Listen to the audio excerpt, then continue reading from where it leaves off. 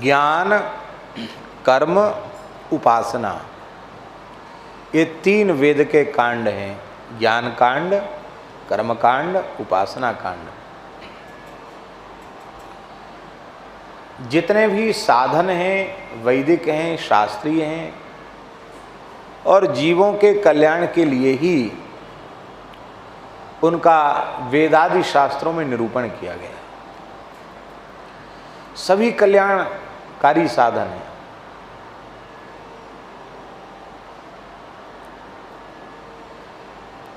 पर इन समस्त साधनों में सबसे उत्कृष्ट साधन क्या है? जो सबसे श्रेष्ठ हो और सबसे सरल हो, वो कौन सा साधन है? सबसे श्रेष्ठ हो, सबसे सरल हो और सबको सुलभ हो, किसी के लिए भी दुर्लभ न हो। सहज सुलभ श्रेष्ठतम साधन हो, जिस साधन का आश्रय लेने से फिर किसी दूसरे साधनांतर के आश्रय की आवश्यकता ही न रह जाए, ऐसा कौन सा साधन? तो हमारे वैष्णवाचार्यों ने 2 साधन सुनिश्चित किए, एक भक्ति और दूसरा प्रपत्ति। कौन से साधन? भक्ति और प्रपत्ति। प्रपत्ति माने शरणागति। 2 साधन है, एक साधन है भक्ति और एक है प्रपत्ति माने शरणागति। ये 2 साधन है।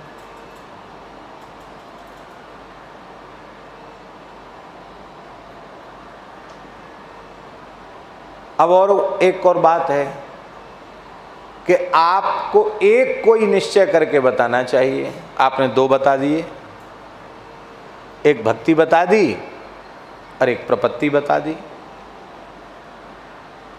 तो इन 2 में से किसी एक का निर्धारण करना हो तो वो कौन सा साधन है? ये प्रश्न है कि भक्ति और प्रपत्ति में दोनों में से किसी एक का निर्धारण करना, निश्चय करना हो तो किसका निश्चय करें, किसका वर्ण करें हम?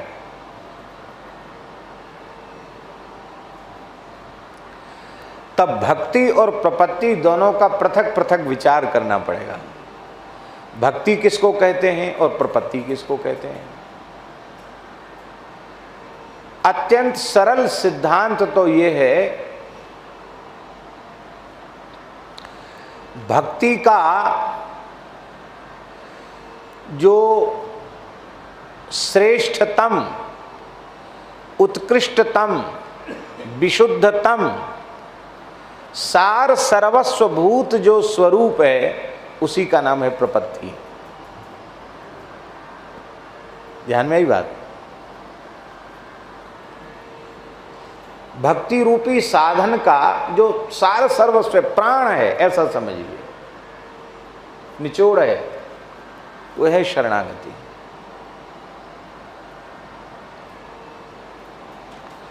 भक्ति के 2 भेद हैं, वैसे तो बहुत भेद हैं, पर मुख्यतया भक्ति के 2 भेद हैं। एक साधन भक्ति और एक साध्या रसरूपा प्रेम लक्षणा भक्ति।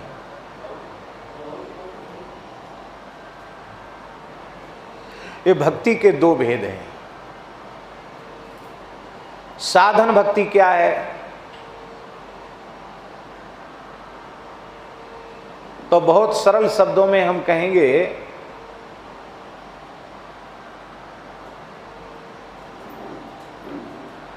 परम धर्म का आचरण। क्या? परम धर्म का आचरण, परम धर्म का अनुष्ठान। तब प्रश्न उठा कि परम धर्म किसको कहेंगे? तो परम धर्म की परिभाषा है सवई पुंसाम परो धर्मो यतो भक्ति रधोक्षजे। परम धर्म क्या है? जिसका आचरण करने से, अनुष्ठान करने से अधोक्षज भगवान श्री हरि में पराभक्ति हो जाए।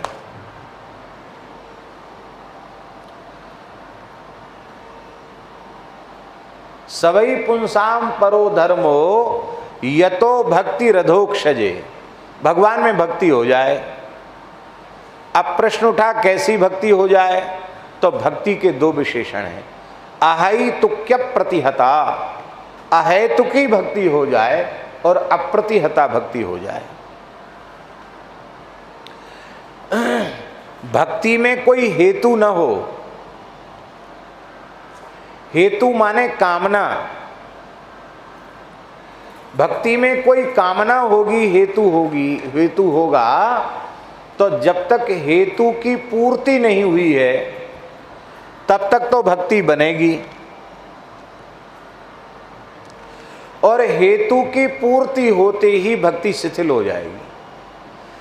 कई बार तो शिथिल नहीं, भक्ति समाप्त हो जाती है। काम पूरा हो गया, अब भक्ति करने की क्या आवश्यकता है?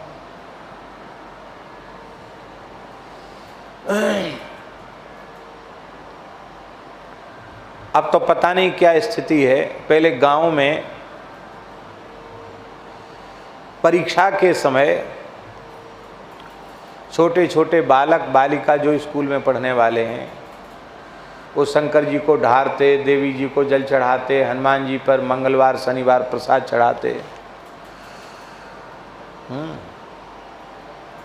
माता पिता की चरण छू के परीक्षा देने जाते, और जब तक रिजल्ट नहीं आता तब तक भक्ति करते, और जैसे रिजल्ट आ गया, परीक्षा का परिणाम आ गया, तो फिर उत्तम परिणाम आ गया, जैसे हम नंबर चाहते थे उससे ज़्यादा मिल गए, तो भगवान अपने घर में भले और हम अपने घर में भले। फिर वो छोटे छोटे बालक फिर भक्ति नहीं करते हैं कि फिर शंकर जी को जल चढ़ावें, हनुमान जी का दर्शन करें, प्रार्थना करें, स्तुति करें, फिर नहीं।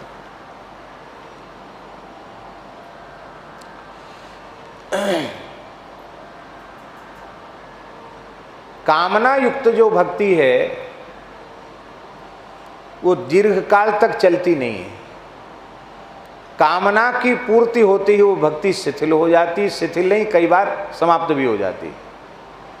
इसके लिए भक्ति का विशेषण है अहेतुकी, जिसमें कोई हेतु ना हो, कामना ना हो, स्वाभाविक भगवान से प्रेम हो।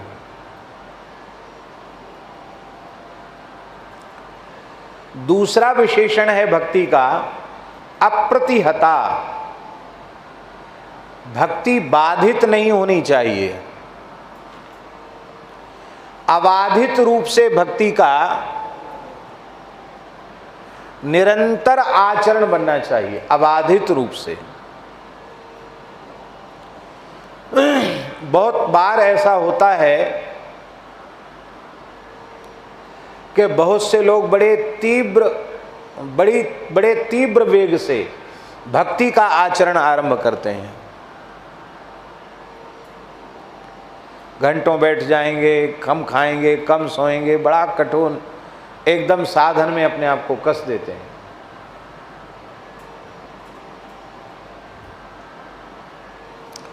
उनको लगता कि एक एक क्षण बहुत मूल्यवान है, ये नष्ट न होवे, तो इसके लिए तीव्र से तीव्र साधन करते हैं। और ऐसे तत्परता पूर्वक तीव्र साधन करने वाले ही कभी इस कोटि में भी आ जाते हैं कि एक माला भी नहीं फेरते। दिन भर प्रपंच, पर निंदा, पर चर्चा, प्रपंच, बस इसी में उनका सब समय नष्ट होने लग जाता है। उनका पहले जो साधन बन रहा था उसको देखो, और फिर सब साधन नष्ट हो गया उसको देखो, तो ये क्या हो गया भाई?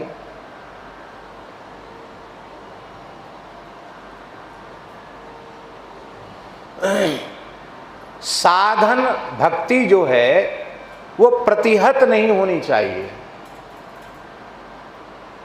अबाधित होनी चाहिए, बाधित नहीं होनी चाहिए। सारी बाधाओं को तोड़कर भक्ति आगे बढ़ती चली जाए, बाधा नहीं पड़नी चाहिए।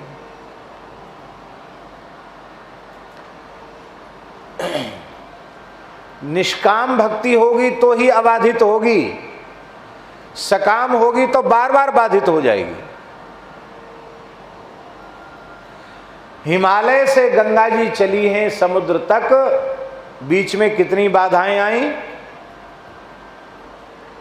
कोई बाधा गंगा जी को रोक पाई? बड़े बड़े पर्वतों को विदीर्ण करती हुई, चूर्ण बनाती हुई, और गंगा जी जाकर समुद्र में मिली हैं। जहां से निकली है वहां इतना जल है, गोमुख में जाओ, आप चाहो तो छलांग लगा के पार कर सकते हो। और वही गंगा जी गंगा सागर में आकर अपार जल राशि,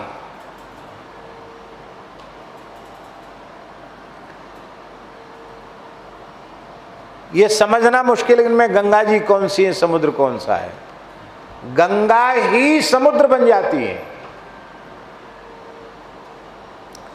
इसीलिए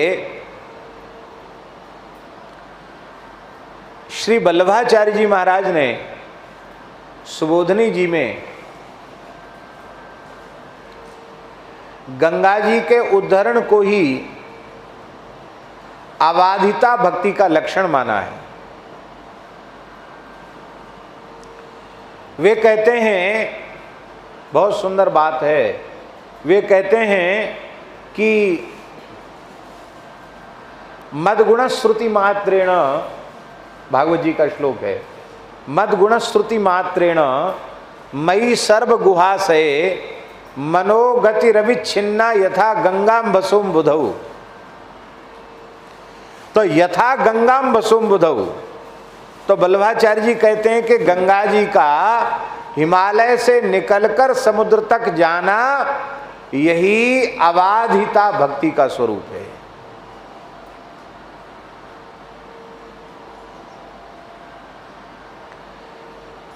कितने बड़ी बड़ी बाधाएं, बड़े बड़े पर्वत, पर वे पर्वत भी गंगा जी को रोक न सके।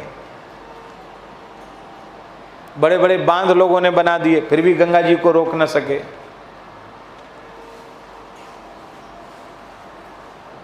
गंगा जी रुक नहीं सकती। एक तो वो रुक नहीं सकती, रुकी नहीं, दूसरी बात है कि वो निरंतर बढ़ रही है, घटी नहीं, बढ़ती चली गई।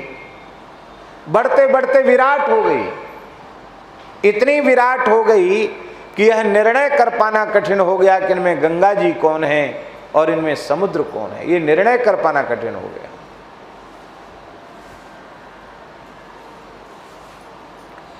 ऐसे ही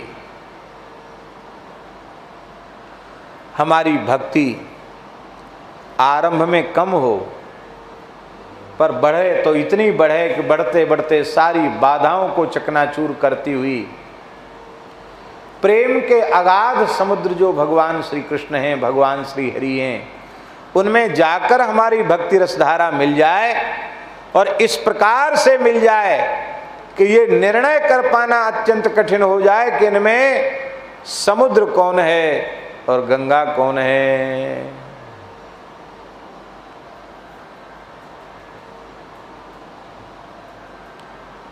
ध्यान में आई बात?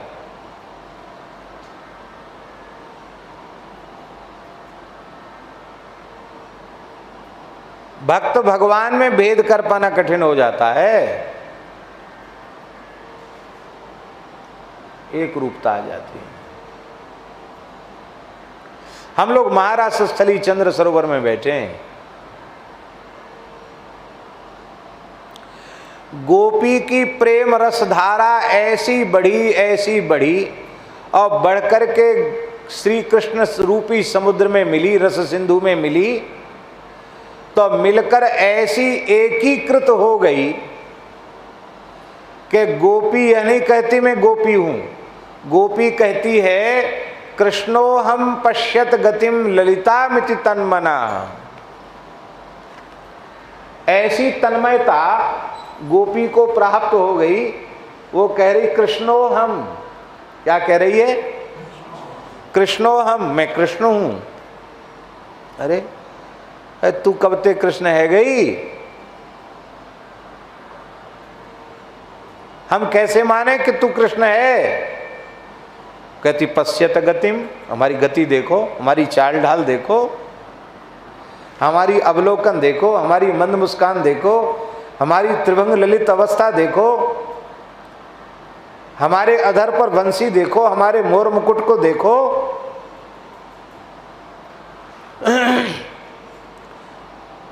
इतना देखने के बाद भी तू अनुभव नहीं कर पा रही कि मैं कृष्ण हूं, मैं कृष्ण हूं।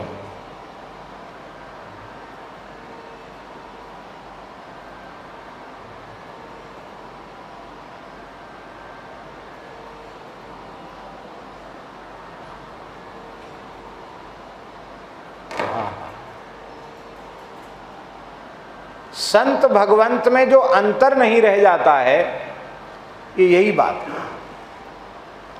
विष्णु पुराण में एक प्रसंग है, विष्णु पुराण में, कि श्री प्रहलाद जी महाराज को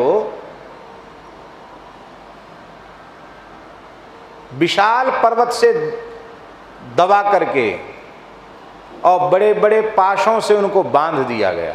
अब पर्वत से दबा दिया गया और पर्वत से दबाकर पर्वत के सहित प्रहलाद जी को पाशों से बांध करके विराजो। आपको नीचे बैठने में तकलीफ होगी तो कुर्सी पर बैठ जाएं, हैं? नहीं। तो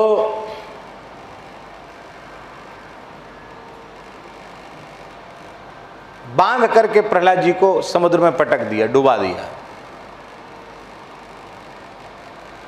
अब आप विष्णु पुराण स्वयं उठा करके देख लेना, आपके पास उपलब्ध होगा तो देख लेना विष्णु पुराण उठा के। विष्णु पुराण में जिसमें प्रहलाद जी को पर्वत से दबाया गया पाशों से बांध करके, उसमें प्रहलाद जी भगवान का चिंतन कर रहे थे।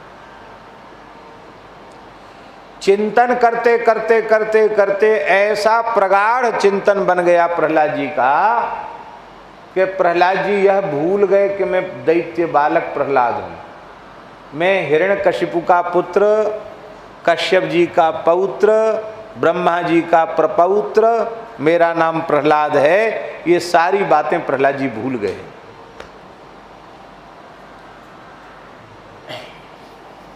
और उस समय प्रहलाद जी क्या कह रहे हैं, वे श्लोक पढ़ने योग्य हैं। लगता है इनसे बड़ा ब्रह्मज्ञानी और कोई दूसरा होगा नहीं।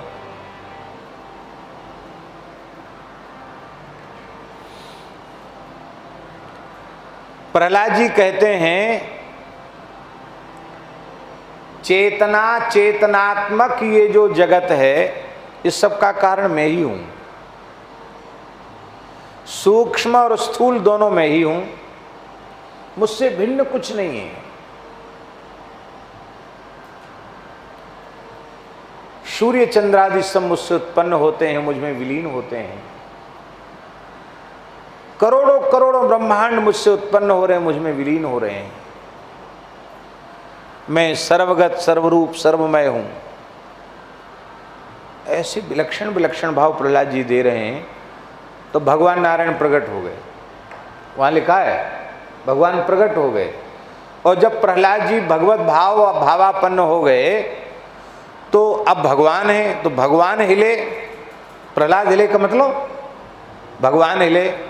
भगवान हिले तो सब बंधन टूट गए, पर्वत विशीर्ण हो गया, खंड खंड हो गया, बंधन कहां चले गए पता ही नहीं चला। भगवान को भला कोई पर्वत बांध सकेगा? दूसरा उदाहरण हम दे रहे हैं, बहुत ध्यान से सुने।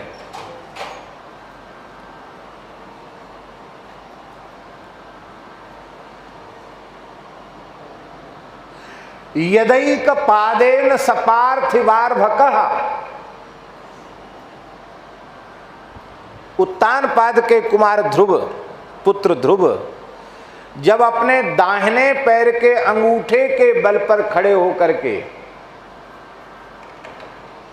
भगवान श्रीमन नारायण का ध्यान करने लगे, श्री हरि का ध्यान करने लगे,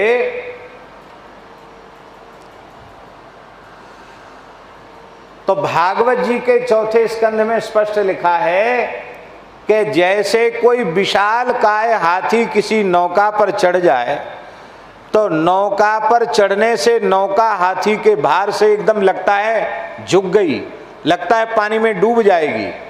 ऐसे ही ध्रुव जी के दाहिने पैर के अंगूठे के भार से ये पृथ्वी ऐसी झुक गई जैसे नौका झुक जाती है, ऐसे झुक गई। अब देखो, विचार करो, 5 वर्ष के बालक में कितना वजन होगा,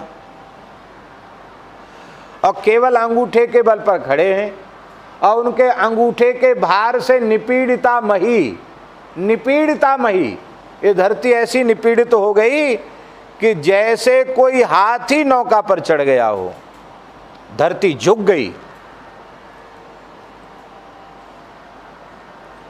आशय क्या है इसका? आशय ये है कि ध्रुव जी ध्यान करते करते ऐसे तदाकार हो गए हैं कि अब ध्रुव जी नहीं है, ध्रुव जी के दाहिने पैर के अंगूठे का भार अनंत कोटि ब्रह्मांड नायक सर्वेश्वर परात्पर परब्रह्म परमात्मा की शक्ति का भार है। यह है भक्त और भगवान की एकता।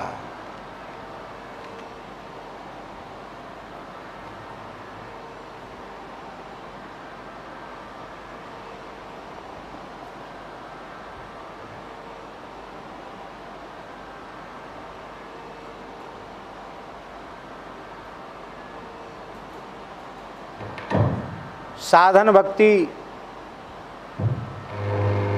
बाधित नहीं हो गए, अबाधित हो गए।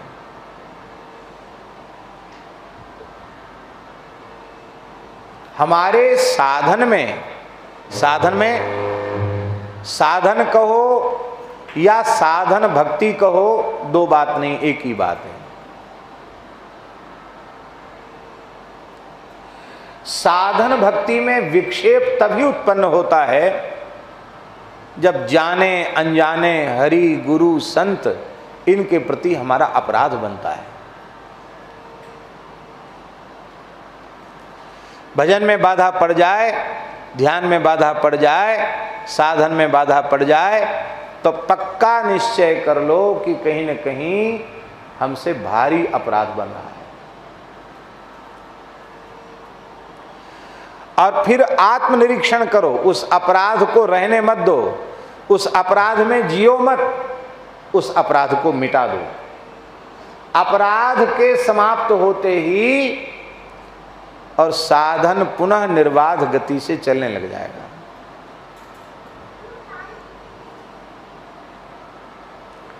तो साधन भक्ति निष्काम होनी चाहिए और साधन भक्ति अप्रतिहत होनी चाहिए। इस साधन भक्ति का फल क्या है? इस साधन भक्ति का फल है रसरूपा प्रेम लक्षणा भक्ति की प्राप्ति। और रसरूपा प्रेम लक्षणा भक्ति क्या है? रसरूपा प्रेम लक्षणा भक्ति क्या है? बोले रसरूपा प्रेम लक्षणा भक्ति है श्री प्रियादास जी के शब्दों में, भक्ति रस रूपा को स्वरूप यह है छवि सार।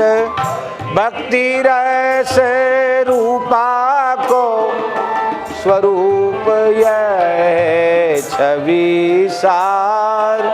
भक्ति रस रूपा को स्वरूप यह है छवि सार।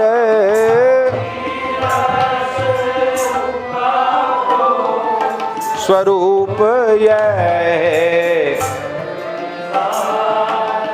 चारु हरि नाम ले लेत असुवन झरी है। हाँ चारो हरि नाम लेत असुवन झरी। हाँ चारो हरि नाम लेत असुवन झरी है। हाँ चारो हरि नाम लेत असुवन झरी। नैनम गलदश्रुधारया, श्री चैतन्य महाप्रभु। नैनम गलदश्रुधारया वदनम गदगद रुद्धया गिरा। पुलकैर्निचितं वपु कदा तब नाम ग्रहणे भविष्यति। हे नाथ, हमारे जीवन में कब ऐसा भाग्यशाली क्षण आएगा जो आपका पवित्र नाम लेते ही, मधुराति मधुर नाम लेते ही मेरे नेत्रों से अविरल अश्रुधारा बहने लग जाएगी। हमारा कंठ गदगद हो आएगा, हमारा हृदय प्रेम से लबालब भर जाएगा।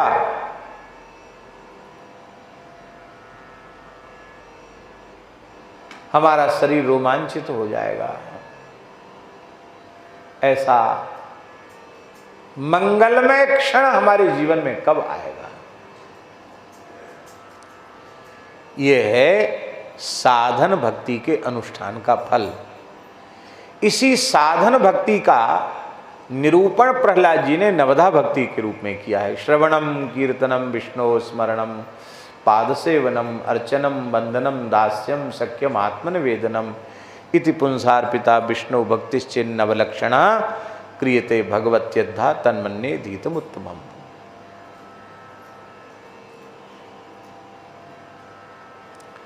और इससे जो विशुद्ध रसरूपा प्रेम लक्षणा भक्ति प्राप्त होती है वो साध्या भक्ति है। अब देखो, इस साध्या भक्ति को प्राप्त करने के बाद भी एक सावधानी रखनी है। अब बहुत ध्यान से सुने, हमें साध्या भक्ति प्राप्त हो गई है, ये हम कैसे अनुभव करें? हम साधन भक्ति को पूर्ण कर चुके हैं और अब हमें साध्या भक्ति प्राप्त हो चुकी है, रसरूपा भक्ति हमें प्राप्त हो चुकी है। इसका अनुभव करने का प्रकार क्या है, हम कैसे अनुभव करें? तो भक्ति का स्वरूप बताया है आचार्यों ने।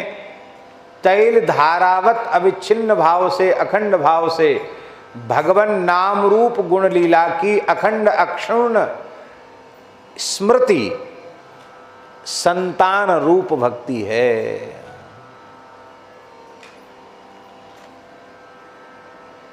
जैसी तेल की धारा,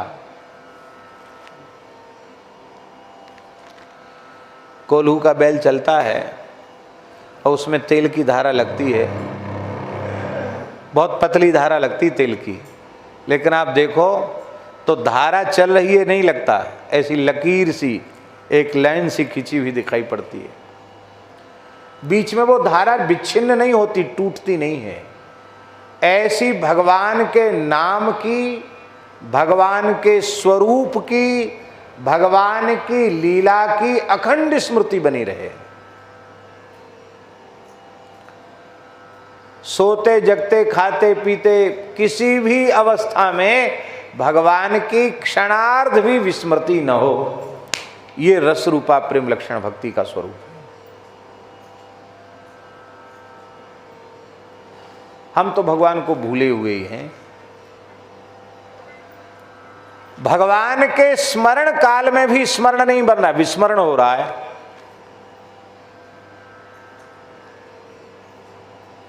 स्मृति में भी स्मृति नहीं है, स्मृति में भी विस्मृति है।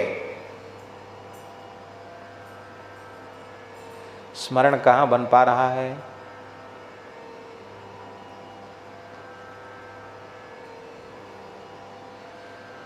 इसी चंद्र सरोवर की बात है। पूज्य बाबा ठाकुरदास जी महाराज के मुखारविंद से हमने सुना, बाबा ठाकुरदास जी कहते थे कि पंडित जी महाराज ने कहा, पूज्य पंडित श्री गया प्रसाद जी महाराज, गिरिराज जी वाले बाबा सरकार, पंडित जी महाराज ने कहा कि 23 घंटा 59 मिनट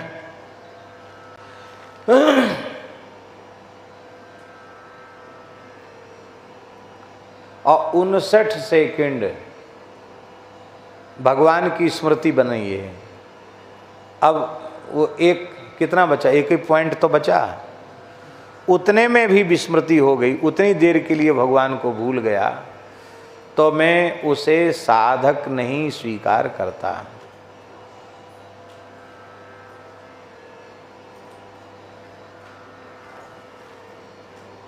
तेईस घंटा 59 मिनट और 59 सेकंड स्मृति बन रही है। एक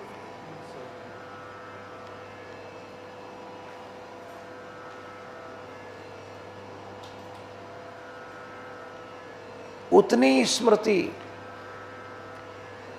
उतनी भी स्मृति यदि हमारी नष्ट हो गई, खंडित हो गई, तो फिर हम भक्त नहीं रहे, साधक नहीं रहे।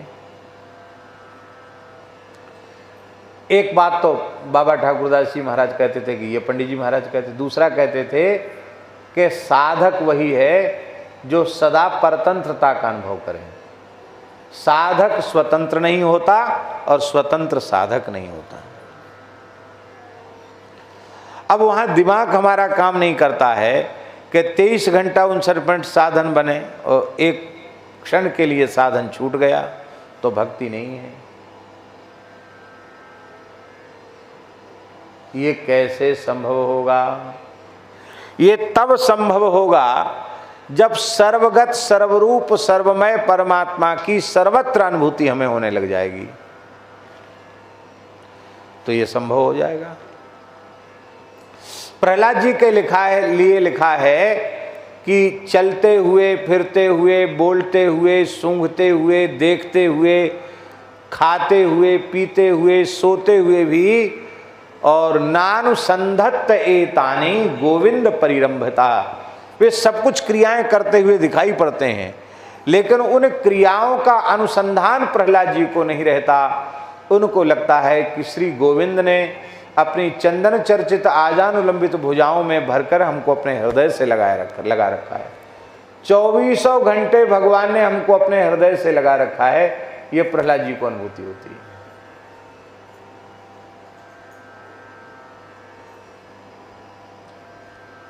संभव है।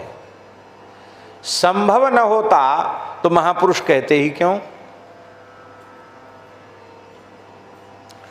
अभी इसी विनय पत्रिका में गोस्वामी जी अनेक स्थलों पर कह चुके हैं। अभी पिछले में पद आया जिसमें तुलसीदास जी महाराज ने कहा कि हे प्रभु, मुझे आपके नाम का आश्रय है। कैसे आश्रय है? बोले जैसे जल मीन को, क्या कहा? जैसे जल मीन को, जैसे मछली को जल का आश्रय है। जल को मछली का आश्रय नहीं है, पर मछली को जल का आश्रय है। मछली बिना जल के नहीं रह सकती, जी नहीं सकती, मर जाएगी। ऐसे ही मैं बिना भगवान नाम के जी नहीं सकता। अब जी नहीं सकता तो एक क्षण भी नहीं होगा तो मर जाएंगे। यह है अखंड स्मृति। ये अखंड भगवान की जो स्मृति है, ये अखंड स्मृति भी कथनचित दुर्भाग्य से किसी हेत्वंतर से, किसी कारण से अंतिम क्षण में विस्मृति के रूप में उपस्थित हो गई। भगवान की विस्मृति हो गई। तो फिर जिसकी स्मृति रह जाएगी उस रूप में जाना पड़ेगा।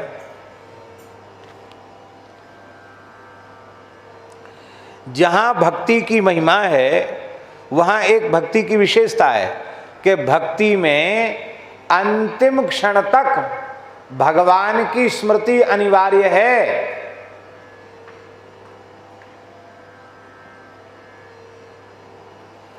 अंतिम क्षण में भी यदि भगवान की विस्मृति हो गई, अब हाँ ठीक है, दंडोत प्रणाम, भगवान के अतिरिक्त अन्य किसी की स्मृति हो गई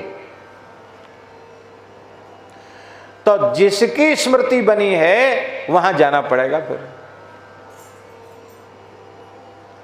राजर्षि श्री भरत जी महाराज इतने उच्च कोटि के भक्त हैं, साक्षात भगवान के पुत्र हैं, ऋषभदेव जी महाराज के पुत्र हैं।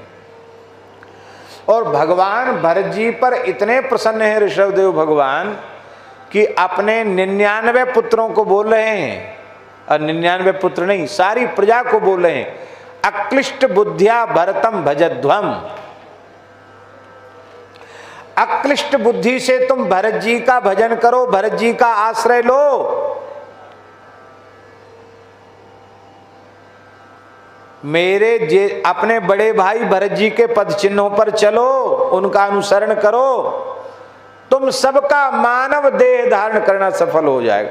भगवान खुद कह रहे हैं, तब कह रहे हैं जब भरत जी राजकुमार हैं, सब कुछ छोड़ के जंगल में नहीं गए हैं, तब कह रहे हैं उनके पिता ऋषभदेव जी महाराज। और वे भरत जी, उनका वैराग्य कैसा है, उनका महाराज जी वैराग्य ऐसा है कि जहु युवैव मलवद उत्तम श्लोक लालसा। युवावस्था में चक्रवर्ती सम्राट के पद का, भोगों का ऐसे त्याग कर दिया, ऐसे त्याग कर दिया, मलवत,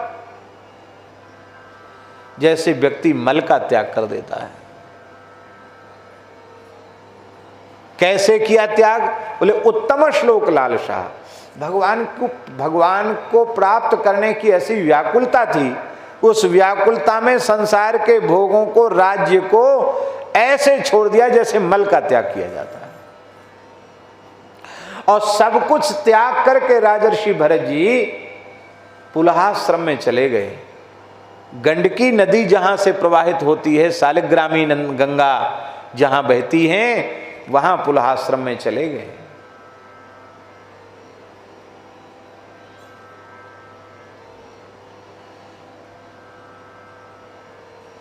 मुक्ति नारायण क्षेत्र,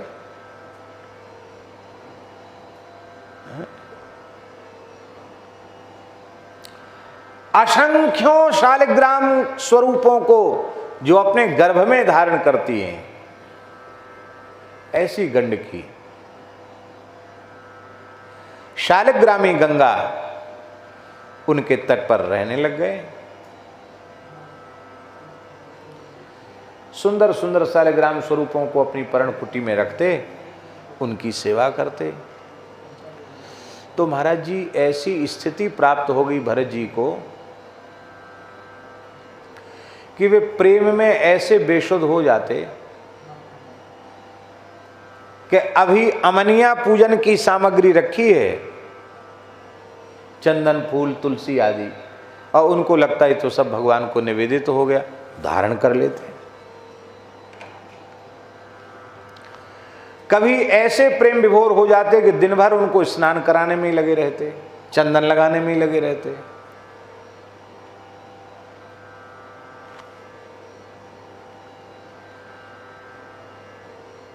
भगवान के लाल लाल चरण कमल का ध्यान करते करते ऐसे बेसुध हो जाते, कई बार अपने ही पैरों को देखकर लगता है कि भगवान के चरण हैं ये।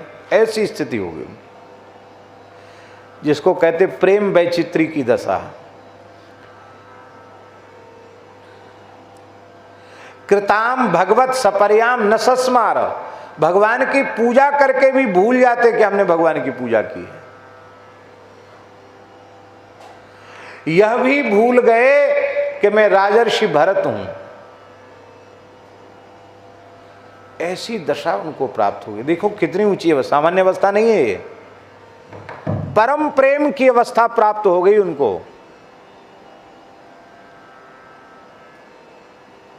लेकिन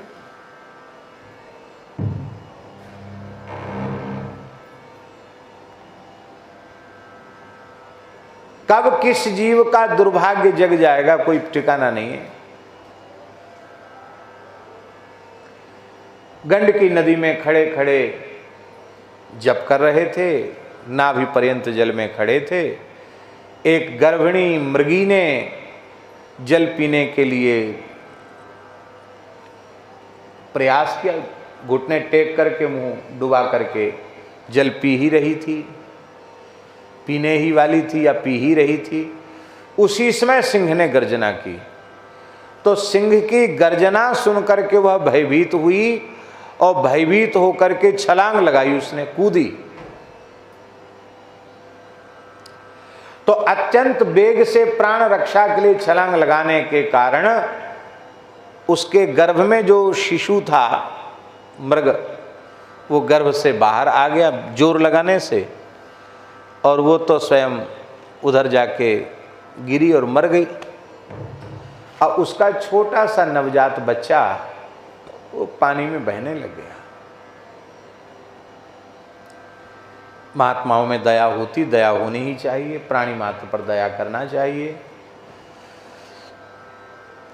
भरत जी ने भजन छोड़कर तत्काल उस पानी में बहते हुए डूबते हुए मृग के छोने को, शावक को गोद में उठा लिया, औषधि आदि दे करके और उसकी सेवा शुश्रूषा करके उसे जीवित रखा, उसे पुष्ट किया।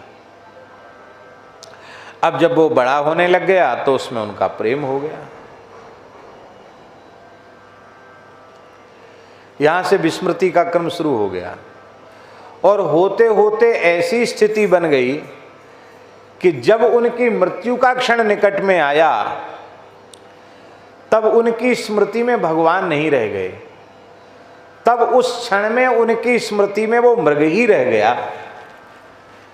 और मृग के रहने का परिणाम क्या हुआ कि इतने उच्च कोटि के भक्त को, इतने उच्च कोटि के राजर्षि को, साक्षात भगवान के पुत्र को, इतने बड़े वैराग्यवान को मृग का चिंतन करने के कारण मृग देह प्राप्त हो गई।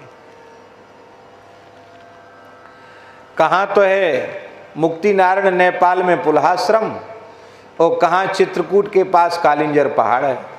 चित्रकूट क्षेत्र में कालिंजर पर्वत पर मृग देह प्राप्त हुई उनको, और कालिंजर पर्वत से पैदल चल करके वे फिर पुल्हाश्रम पहुंच गए। साधन इतना तीव्र है और समझ में आ गई कि हमारी चूक हो गई, भगवान की विस्मृति हो गई और अंते मति सागति। गोस्वामी जी ने दोहावली में कहा, एक मृगा के कारणे भरत धरी द्विदेह, तुलसी उनकी कौन गति जिनके नाना ने।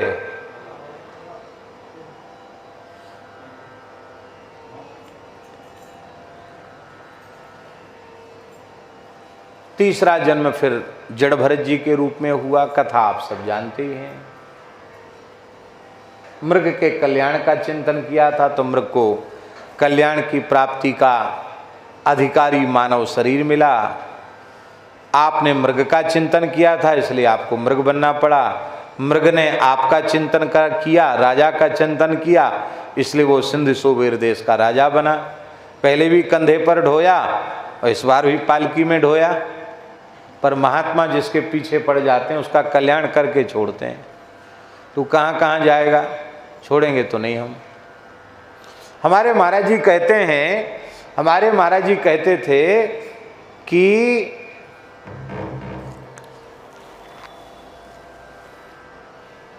क्या बिगड़ा भरत जी का। महाराज जी कहते थे भाई बिगड़े तो तब जब साधन न बने।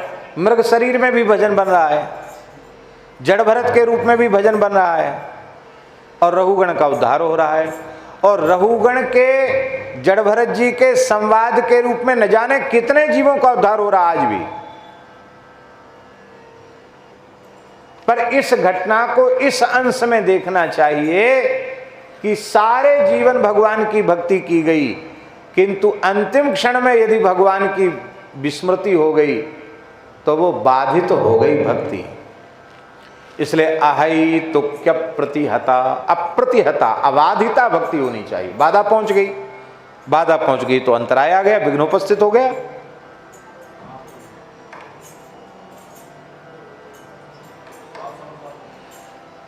भजन नष्ट नहीं हुआ, कल्याण में कोई बाधा नहीं पड़ी, एक जन्म में नहीं हुआ तो तीसरे जन्म में हो गया, कोई बात नहीं। लेकिन ये दृष्टांत उपस्थित हो गया कि भक्ति में अंतिम श्वास तक स्मरण की आवश्यकता है। यदि उसमें आपकी चूक हो गई तो आपको फिर से संस्कृति के चक्र में पड़ना पड़ेगा। पर शरणागति क्या है, बहुत ऊंची बात बता रहे हैं। शरणागति में केवल भीतर से यह स्वीकार कर लेना है कि हम भगवान के हैं।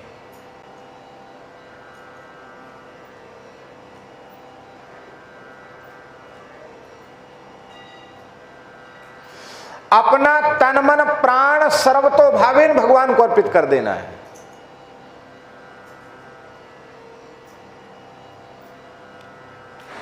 भक्ति साधन है,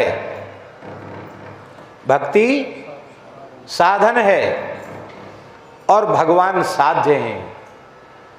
पर शरणागति साधन भी है और शरणागति साध्य भी है। उपाय भी शरणागति है और उपेय भी शरणागति है। ये एक विशेष बात है। शरणागति भक्ति का उत्कृष्टतम स्वरूप है। वो इसलिए हम निवेदन कर रहे हैं कि उसमें वो उपाय भी है और उपेय भी है।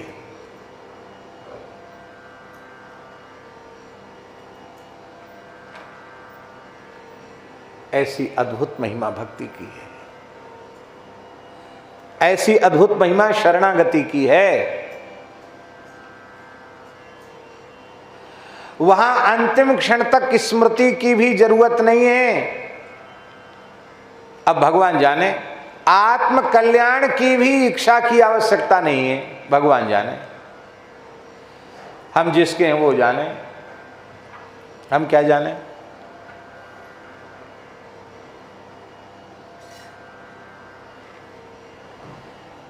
देखो, आप समझदार हो, आपको मैया कहेगी कि कुंज बिहारी सूधी सूधी रास्ता चलो जा, बिहारी जी पहुंच जावेगो। रास्ता बता दई, आप पहुंच गए बिहारी जी। मैया ने रास्ता बता दई और आप इतने छोटे हैं कि समझते ही नहीं। तो मैया कहेगी कि चलो हमारे पीछे पीछे चलो, मैं जा रही हूँ बिहारी, हमारे पीछे पीछे चल, बिहारी जी पहुंच जाएगा।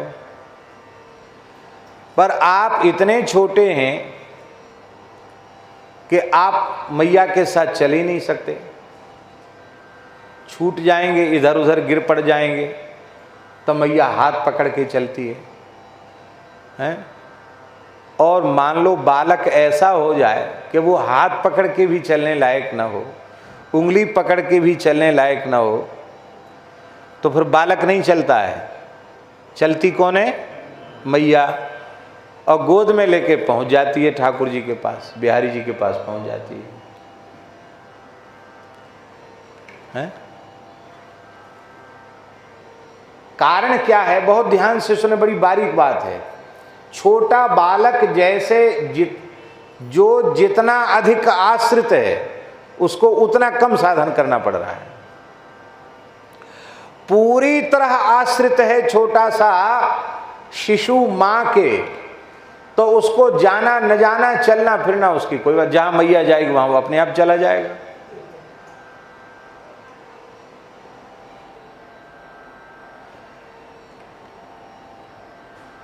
कहां तक कहें, उस बालक के रुग्ण होने पर कड़वी दवा माता खाती है और दूध पी करके बालक स्वस्थ हो जाता, उसको गोली भी नहीं खानी पड़ती।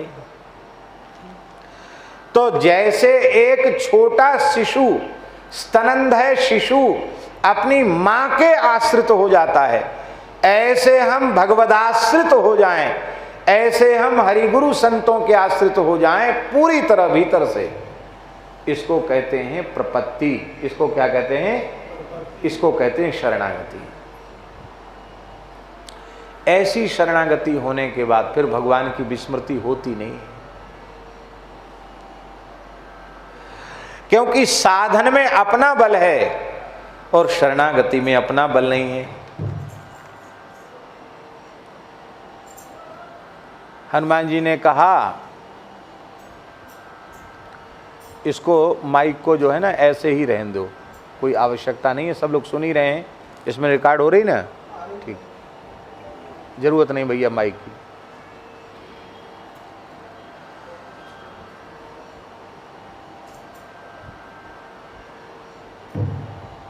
श्री जानकी जी की पीड़ा को देख करके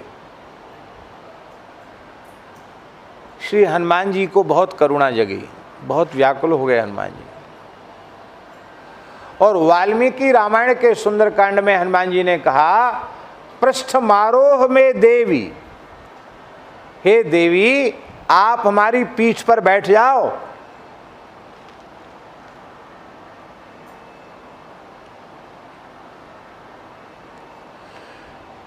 बोले बहुत समय लग जाएगा, बहुत दूरी है। बोले नहीं नहीं समय नहीं लगेगा। वही तेयम सबो जगह जबे, वेग में गरुड़ जी के समान हूं मैं,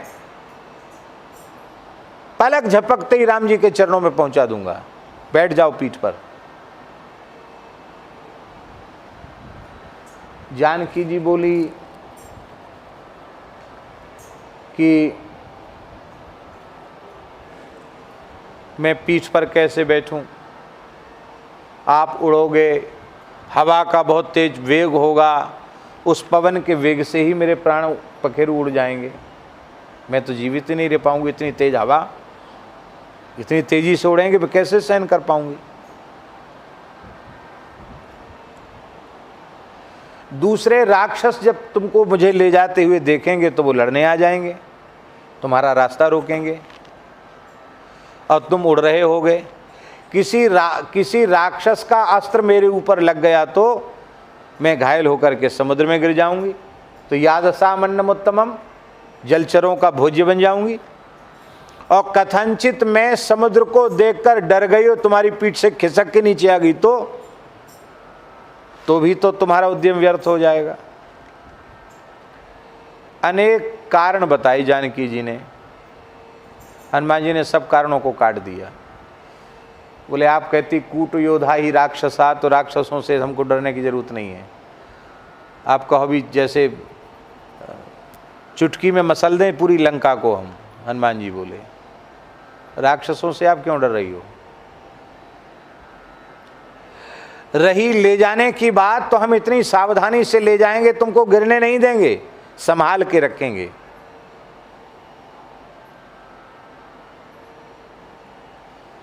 जानकी जी ने कहा हनुमान देखो अब तुमको क्या कहें, तुम तो हट कर रहे हो ले चलने का। देखो ऐसा है कि मैं पतिव्रता हूं, श्री राम जी के अतिरिक्त अन्य किसी पुरुष का स्पर्श में नहीं कर सकती। रावण मुझे बलपूर्वक ले आया, उसमें मैं पराधीन थी, मैंने अपनी इच्छा से तो स्पर्श नहीं किया। पर तुम्हारी पीठ पर मैं बैठती हूं तो धर्म नष्ट होगा, क्योंकि मैं अपनी इच्छा से बैठ रही हूं। हनुमान जी ने कहा ये भी कारण ठीक नहीं। क्यों? अरे भाई बेटा चाहे जितना जवान हो, मैया की गोद में बैठने लायक हमेशा है, और मैया को गोद में बेटा उठा लेता। बड़ी बूढ़ी मैया को गोद में बिठा के तीर्थ भी कराते हैं लोग, कंधे पे लेकर तीर्थ कराते हैं मैया को। तो आप मेरी माता हैं, मैं आपका पुत्र हूं। ऐसी स्थिति में माता पुत्र की पीठ पर बैठ जाए, उसमें कौन सा धर्म बाधित हो गया? आप इधर उधर की बात बना रही हैं, असली बात तो आप छिपा रही हैं। आप असली बात बताना नहीं चाहती। श्री जानकी जी के नेत्र भराए। श्री जानकी जी ने कहा शरणागति का सिद्धांत हमारा प्राण है। अब तक मैं उसे छिपा रही थी, लेकिन हनुमान जी तुम खोद खोद के पूछ रहे हो, इसलिए मैं तुम्हें बतला रही हूँ कि यदि मैं तुम्हारा आश्रय लेकर राम जी तक पहुँच गई तो प्रपत्ति रूपी सिद्धांत नष्ट हो जाएगा। हैं? सबल साधन का आश्रय लेकर के मैंने भगवान को प्राप्त कर लिया, ये हो जाएगा।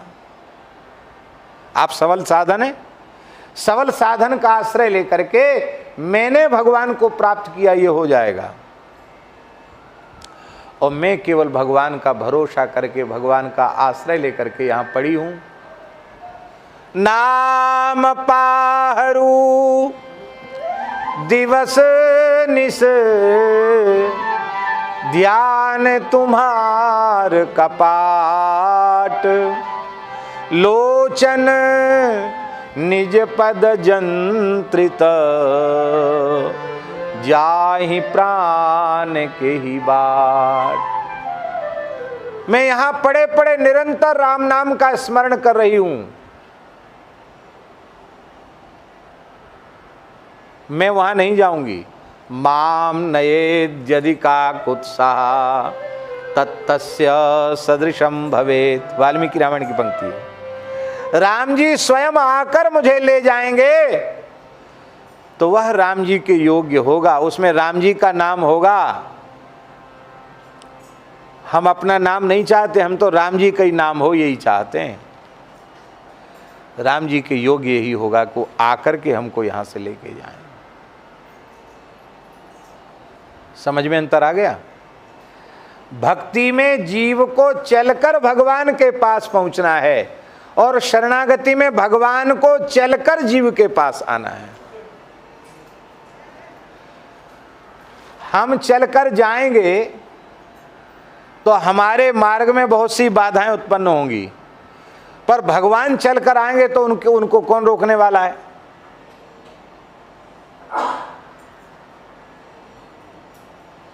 भगवान चलकर आएंगे तो उनको रोकने वाला कौन है? दिल्ली में यमुना जी के किनारे एक रामानंद संप्रदाय के सिद्ध संत रहते थे। उन संत का नाम था श्री लालदास जी महाराज। क्या नाम था? श्री लालदास जी महाराज सिद्ध पुरुष थे, भगवत प्राप्त जीवन मुक्त महात्मा थे।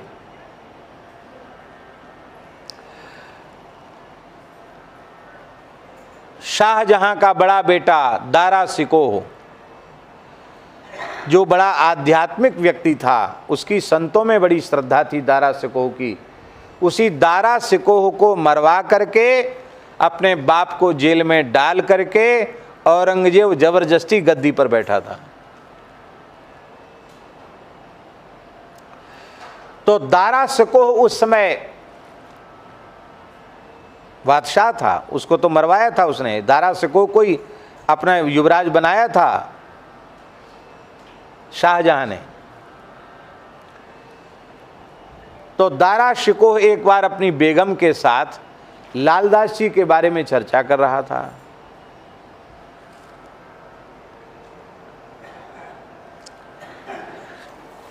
तो बेगम बोली कि आप तो उनका दर्शन करके आते हैं, हमको तो ले नहीं जाते हैं। बोले क्या करें, वो तो फक्कड़ संत हैं, धूना पर बैठे रहते एक लंगोटी में, और तुम्हारे साथ वो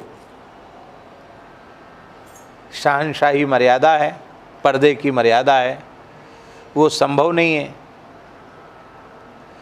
बोले कोई बात नहीं, अभी तो आधी रात हो रही है, 1-1:30 रात का बजा, अभी चलो, अभी कोई पर्दा की भी ज़रूरत नहीं, कोई नौकर चाकर की ज़रूरत नहीं, रात कोई चलते मिल के आते हैं, हमको पास बैठ के सत्संग करने का अवसर मिल जाएगा।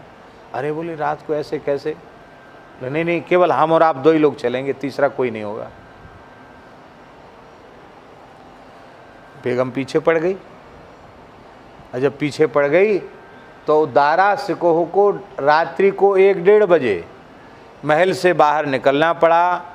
एक विश्वस्त अपने सेवक को, राज्य की नाविक को उन्होंने संकेत किया और नाविक ने उनको नौका में बिठाया और जमुना जी में चलते चलते रात को नौका लालदास जी के धूना तक पहुंची। उसको दूर खड़ा कर दिया, बोले यहीं तू खड़े हो, हम यहीं आ जाएंगे, तुमसे मिल जाएंगे, किसी को कहना नहीं हम कहाँ गए थे, कहाँ से आए हैं।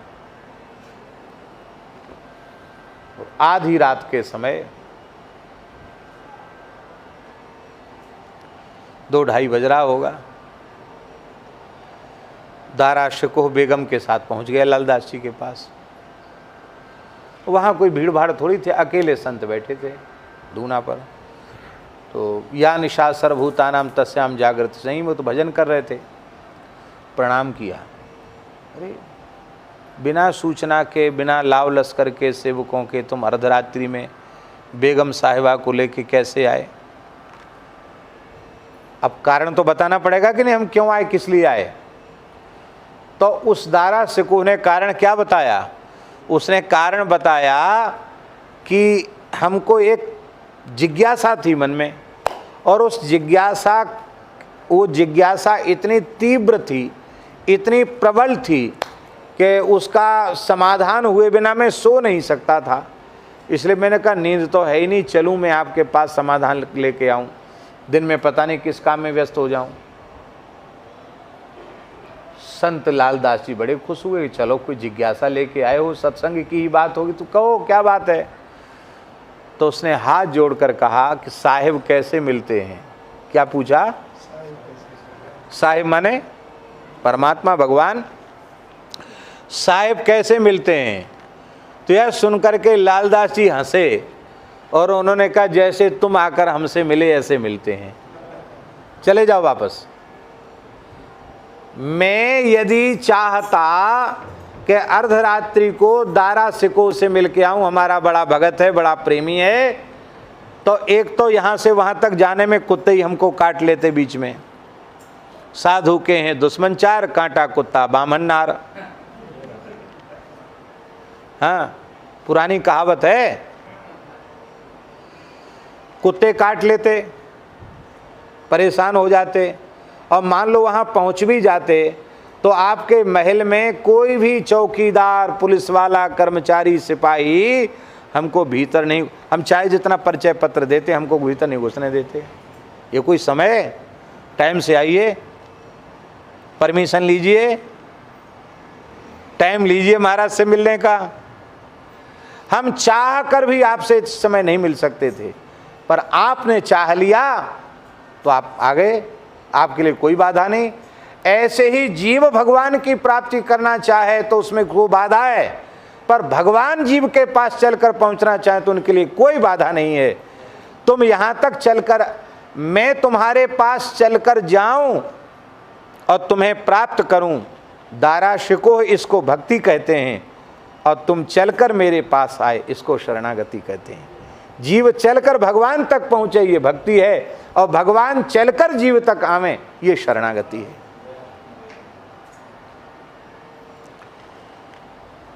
आप लोग कहेंगे तो आपने बहुत अच्छी बात बता दी, अब तो हम भक्ति को लंबी दंडोत करते हैं, यहीं से माला फेरना नहीं पड़ेगा, तिलक लगाना नहीं पड़ेगा, कथा सुननी नहीं पड़ेगी, साधन तो कुछ करने ही नहीं, साधन को लंबी दंडोत, अब तो हम भगवान की शरण में हैं। अरे भाई, जैसे हमारे यहाँ संस्कृत कक्षाओं में आचार्य की कक्षा है, तो आचार्य की कक्षा में कौन पहुँचता है? पहले प्रथमा उत्तीर्ण करनी पड़ेगी, फिर मध्यमा के 4 खंड, पूर्व मध्यमा के 2 खंड, उत्तर मध्यमा के 2 खंड, फिर शास्त्री पहले हमारे समय में 2 साल का होता था, बाद में फिर सेतु परीक्षा आ गई तो 3 साल का शास्त्री हो गया। आचार्य पहले 3 वर्ष का था और शास्त्री जो है 2 वर्ष का था, तो शास्त्री 3 साल का हो गया, आचार्य 2 वर्ष का हो गया। तो पहले प्रथमा उत्तीर्ण करेगा, फिर मध्यमा के 4 खंड उत्तीर्ण करेगा, इसके बाद फिर शास्त्री उत्तीर्ण करेगा, तब ना आचार्य में पहुंचेगा कि सीधे छलांग लगा के वहां पहुंच जाएगा। प्राइमरी में भी नाम आपका लिखे नहीं और आप पीएचडी डीलिट की डिग्री लेना चाहो तो मिल जाएगी। भक्ति आवश्यक है, पर भक्ति करते करते भक्ति की परिपक्व अवस्था हो जाए, जहां मैं साधन करता हूं, मैं भगवान को पाऊंगा, ये अभिमान शून्य हो जाए। हे नाथ, हम आपके हैं, आप हमें मिलो।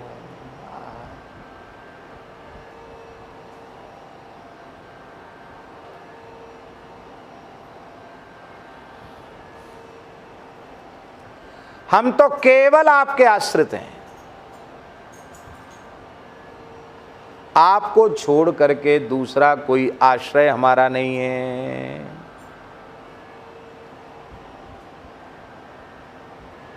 बहुत ही प्यारी बात है, बहुत प्यारी बात है। संत मलुकदास जी कह रहे हैं, माला जपो न कर जपो, माला जपो न कर जपो, जिह्वा कहूँ न राम, वा कहूँ न राम।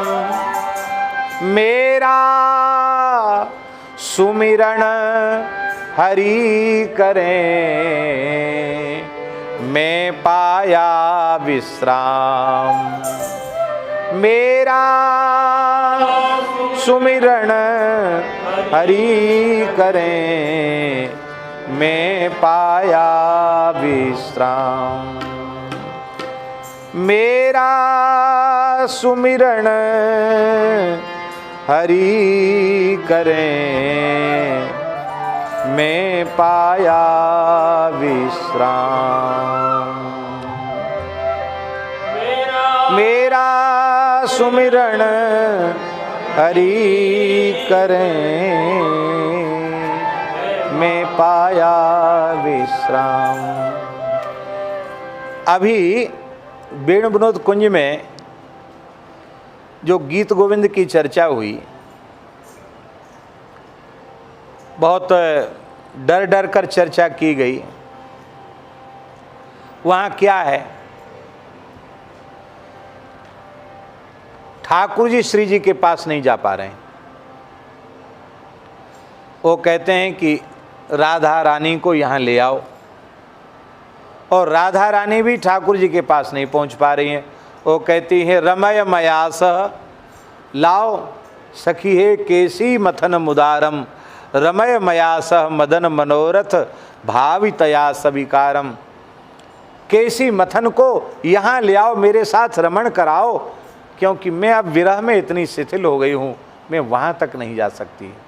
माने शरणागति उस अवस्था का नाम है जब हम इतने व्याकुल हैं श्री ठाकुर जी के लिए कि अब हमसे रहा भी नहीं जाता और हम कुछ कर भी नहीं सकते, हम चल ही नहीं सकते एक कदम। तब क्या करेंगे भाई? जब हम चलने में समर्थ नहीं हैं तो उन्हें चलकर आना तो पड़ेगा ही। चलकर आना पड़ेगा कि नहीं? वहां भी ये सूक्ष्म भाव है, प्रपत्ति। वहां भक्ति तो है ये दोनों में, पर प्रपत्ति, एक दूसरे के प्रति प्रपत्ति। इस अवस्था में पहुंचने के बाद रोम रोम से भगवान का स्मरण होता है। अब हम क्या कहें, इस अवस्था में कोई भाग्यशाली जीव पहुंच जाए तो उसके एक बूंद खून को ऐसे कोरे कागज पर छिड़क दिया, एक उदाहरण है, एक बूंद खून को ऐसे कागज पर छिड़क दिया जाएगा तो एक एक कण से श्री कृष्ण की तस्वीर बन जाएगी। जहां ऐसे ठाकुर जी भीतर समाहित हो गए हैं, वहां अब अंतिम क्षण तक स्मरण की आवश्यकता क्या रह गई? तब मेरा सुमिरन हरि करें, मैं पाया विश्राम। काहू के बल भजन को, काहू के आचार, व्यास भरोसे कुंवरी के, सोवत पाँव पसार। क्या हरिराम व्यास जी तान दुपट्टा सोते ही रहते हैं? अरे निरंतर श्री जुगल किशोर जी के अष्टयाम करते हैं, साधु सेवा में लगे रहते हैं। शरणागत निरंतर क्रियाशील रहता है, उसका एक क्षण भी बिना साधन के नहीं जाता है, पर साधन का आश्रय न हो करके उसे आश्रय भगवान का होता है। ध्यान में आई बात? अपना आश्रय नहीं, साधन का आश्रय नहीं, भगवान का आश्रय। छोटा सा बालक जब तक उसे माँ की गोद नहीं मिलती है तब तक वह रोता है, अम्मा अम्मा अम्मा अम्मा कह के रोता है। अथवा आजकल जो कहते हैं, पहले तो गांव में अम्मा ही कहते थे, अम्मा अम्मा कह के बालक रोते हैं।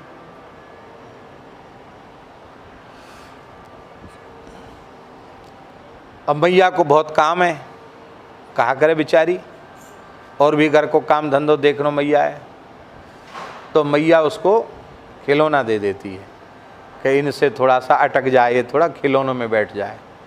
तरह तरह के खिलौना रख देती है, वो तोड़ देता, फेंक देता, खिलौने पटक देता है, नहीं चाहिए, माथा पटक लेता रोते रोते।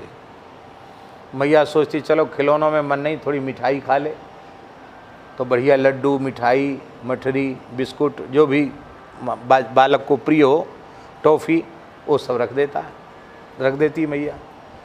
वो बालक उसको भी फेंक देता है, किसी भी प्रकार से रोना बंद नहीं करता, ना खेल खिलौनों से और ना मिठाई से।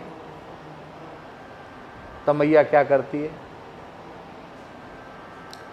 फिर लाख काम पड़ा हो और बिगड़े सो बिगड़ जाए, फिर सब काम छोड़ के मैया गोद में बालक को ले लेती है, आंचल से ढक लेती है, अपना वात्सल्य में दुग्ध पिलाती है और फिर थपकी देती है। अब तक तो बेटा भजन कर रहा था, अम्मा अम्मा अम्मा अम्मा अम्मा अम्मा, तो रो रहा था। अब उसका तो रोना बंद हो गया, वो तो गोद में दूध पी के सो गया। और मैया राजा बेटा, मुन्ना बेटा, अच्छा बेटा, ले। अब भजन किसका शुरू हो गया? पहले बालक भजन कर रहा था, अम्मा अम्मा कह रहा था, अब कौन भजन कर रहा है? मैया भजन कर रही है। मलुकदास जी कहते हैं जब तक श्री ठाकुर जी की गोद नहीं मिली थी तब तक हमने भक्ति का आश्रय लिया, दिन रात रो रो करके उन्हें पुकार रहा था, लेकिन अब शरणागति रूप गोद मिल गई है। यही शरणागति विश्राम है।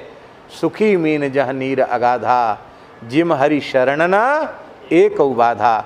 अब भगवान की शरण मिल गई, पूर्ण विश्राम मिल गया, तो भगवान की गर्ज हो तो मलुक मलुक जप लिया करें, हैं? अब तो हम गोद में आ गए ठाकुर जी की, अब हम गोद में आ गए तो चाहे मरें चाहे जिएं, फिर अंतिम क्षण भी स्मरण की आवश्यकता नहीं है। ये है शरणागति। आप लोग कहेंगे शरणागति इतनी श्रेष्ठ है, पर आपने तो बताया कि भक्ति का उत्कृष्टतम स्वरूप शरणागति है, और ऐसी ऐसी बात आपने शरणागति की बता दी, तो शरणागति होगी कैसे? बात है ही ध्यान में कि नहीं?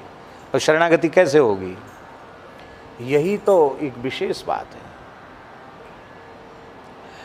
भक्ति में योग्यता का विचार है, शरणागति में योग्यता का विचार नहीं है। सर्वे प्रपत्ते रधिकारिण सदा, वैष्णव मताब्ज भास्कर में श्री मदाध्य रामानंदाचार्य भगवान कह रहे हैं सभी जीव शरणागति के सदा सर्वदा अधिकारी हैं। योग्य हो, अयोग्य हो, पात्र हो, कुपात्र हो, किसी भी अवस्था का हो, किसी वर्ण का हो, प्रत्येक जीव भगवान की शरणागति का अधिकारी है। शरणागति कैसी है? भगवान समुद्र के तट पर खड़े होकर कह रहे हैं सकृत एव प्रपन्नाय तवास्मीति च याचते अभयं सर्वभूतेभ्यो ददाम्येतद्व्रतं मम। एक बार आकर के जो जीव कह देता हे नाथ, हे मेरे नाथ, मैं आपका हूं, आपकी शरण में हूं, एक बार ऐसा कह देता है तो मैं उसे प्राणी मात्र से निर्भय कर देता हूं। अभयम सर्वभूतेभ्यो ददाम्येतद्व्रतं मम। आज भगवान तिरुपति बालाजी का स्मरण हो रहा है। सवेरे भी स्मरण हुआ। एकादशी को वहाँ विशेष उत्सव होता है तिरुपति में। आप थे तिरुपति में? जो कार्यक्रम हुआ था आप थे? आप नहीं थे? आप लोग, आप भी नहीं थे? आप भी नहीं थे? वाह, क्या कहना। भगवान ने इतनी कृपा की, ऐसा दर्शन दिया, क्या कहना। तो भगवान श्रीनिवास का, तिरुपति बालाजी का एक हाथ ऐसे है, एक हाथ ऐसे है उनका, ऐसे बिल्कुल ऐसे मुड़ा हुआ, ऐसे एक हाथ ऐसे, एक हाथ ऐसे, ऐसे, ये मुद्रा है भगवान ऐसे। अब हमारे तो 2 ही हाथ हैं, 4 हाथ होते तो दिखा देते। एक हाथ ऐसे, एक हाथ ऐसे। भगवान क्या कह रहे हैं? क्यों घबरा रहे हो? यहाँ इन चरणों में आ जाओ। अभयम, मेरे चरणों की शरण में आ जाओ, मैं तुम्हें अभय कर दूंगा। सर्वधर्मान परित्यज्य माम एकम शरणं भज, अहं त्वा सर्व पापेभ्यो मोक्षयिष्यामि मा शुचः। और एक विशेष बात, तिरुपति बालाजी का एक हाथ, दाहिने तरफ का हाथ, वो ऐसे है जो कमर पे है, ऐसा कमर तक है, यहीं तक है उनका हाथ, नीचे नहीं लटका है। वो क्या कह रहे हैं? अरे बोले तुम चरण की शरण में तो आ जाओ, क्यों घबराते भवसागर से? ये कमर कमर भर रह जाएगा, कमर कमर भर पानी हो तो ऐसे ही चले जाओ पार करके। क्या भवसागर, डूबोगे? वही नहीं। मेरे चरणों की शरण आ जाओ, मेरे हो जाओ।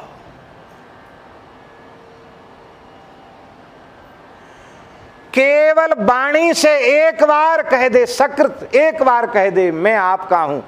भगवान इतने करुणामय हैं, उसी समय भगवान स्वीकार कर लेते हैं। जिस दिन सदगुरुदेव भगवान ने शरणागति कराई, उसी क्षण भगवान ने हमें स्वीकार कर लिया। हम विश्वास ही नहीं कर रहे हैं कि भगवान ने हमको शरण में ले लिया। हम विश्वास कर लें कि भगवान ने हमको शरण में स्वीकार कर लिया, तो स्वप्न में भी पाप का आचरण नहीं बनेगा। जो तन मन प्राण भगवान को निवेदित हो चुका है, वो स्वप्न में भी कुमार्ग में जाएगा क्या? भगवान ने हमारी शरणागति उसी दिन, उसी क्षण स्वीकार कर ली, जिस क्षण सदगुरु भगवान के माध्यम से भगवान की शरण में आए।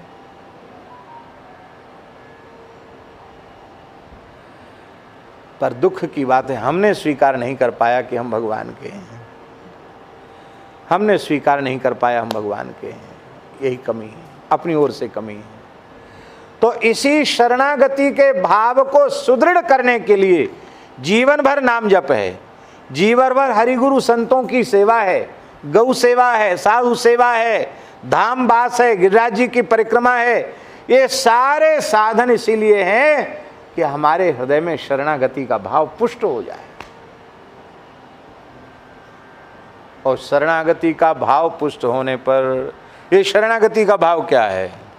मैं अपनो मन हरि सो जोर्यो, मैं अपनो मन हरि सो, हरि सो जोरी सवनि सो तोर्यो, हरि सो जोरी सवनि सो तोर्यो। सब ही प्रहर तुम्हारी आशा, तुम्हारी आशा मन क्रम बचन कहत रैदासा, मन क्रम बचन कहत रैदासा। जो तुम तोरो राम मैं नाही तोरू, जो तुम तोरो राम मैं नाही। तुम सन तोरी कौन सो जोरू, तुम सन तोरी कौन सो जोरू। जो तुम तोरो राम मैं नाही तोरू, जो तुम तोरो राम मैं नहीं। तीरथ भरत ना करूं अंदेसा,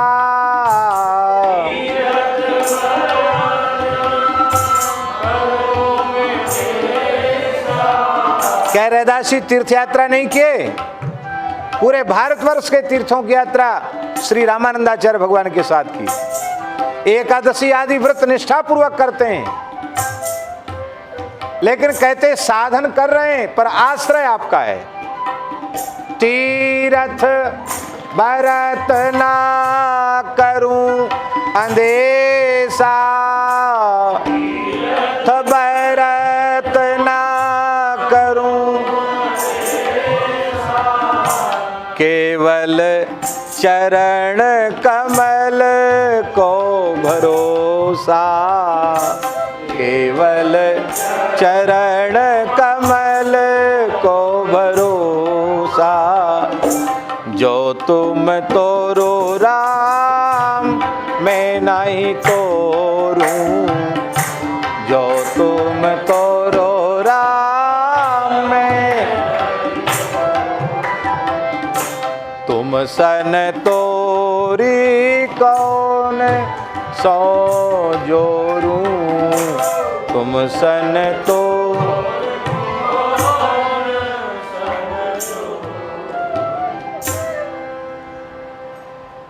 आहा, क्या कहना है। तो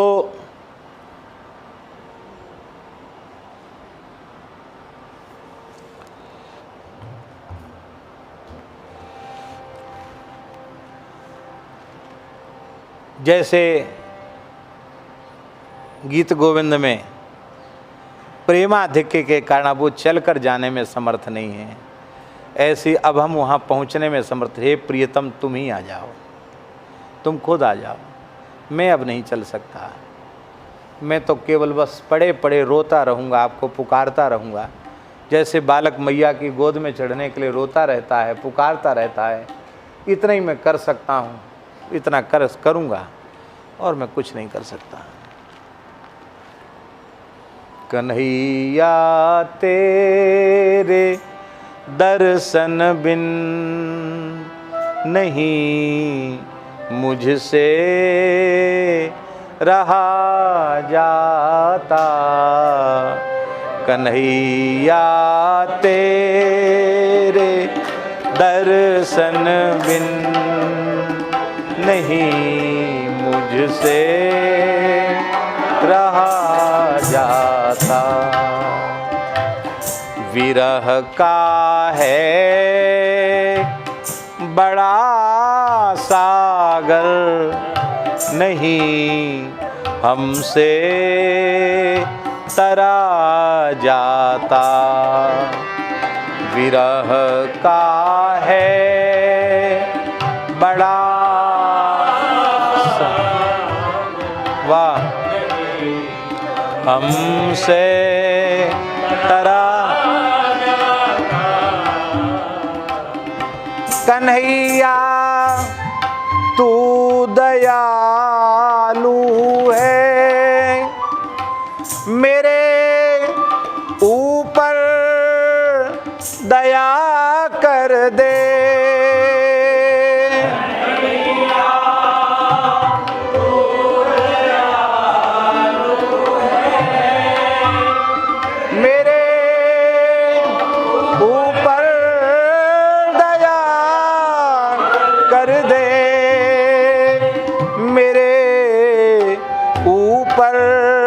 दया कर दे, मेरे ऊपर दया। तुम्हारी चाह अग्नि से, तुम्हारी चाह अग्नि से ये सारा तन जला जाता। तुम्हारी चाह अग्नि से ये सारा तन जला जाता। कन्हैया तेरे दर्शन बिन नहीं हमसे रहा जाता। कन्हैया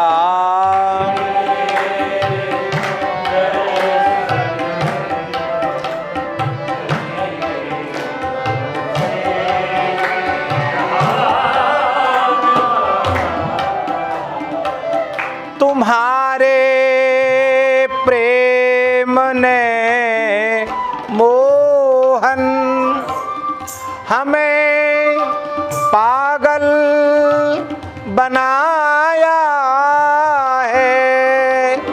तुम्हारे प्रेम ने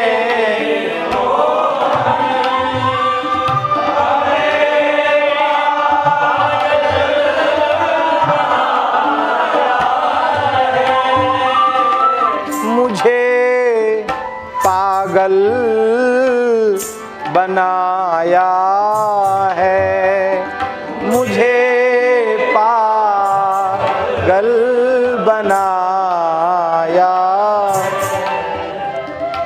गुजरती मुझ पे जो जो है, गुजरती मुझ पे जो जो है, नहीं हमसे कहा जाता।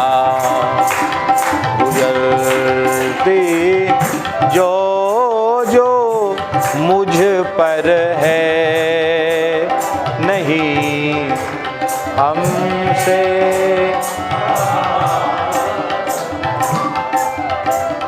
कन्हैया तेरे दर्शन नहीं हमसे रहा जाता। कन्हैया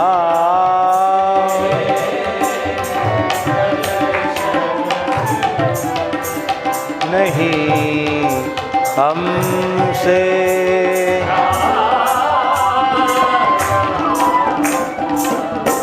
हाँ तुम्हारा रास्ता तकते गई पथरा मेरी आँखें।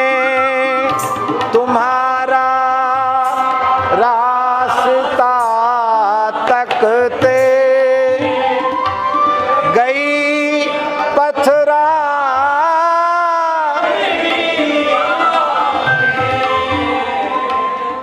गई पथरा मेरी आँखें, गई पथरा मेरी। न हमसे इंतजारी का, न हमसे इंतजारी का ये भारी दुख सहा जाता। हमसे जारी का न भारी दुख सहा जाता। है अद्भुत प्रेम का मार्ग न आता राम कहने में। प्रेम का मार्ग न आता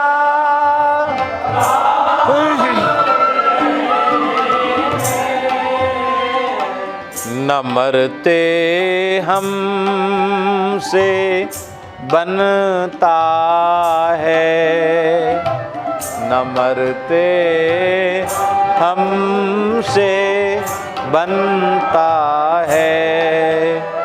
नहीं हमसे जिया जाता, न मरते हमसे बनता है। नहीं हमसे जिया जाता। कन्हैया तेरे दर्शन बिन नहीं हमसे रहा जाता। कन्हैया तेरे दर्शन बिन नहीं हमसे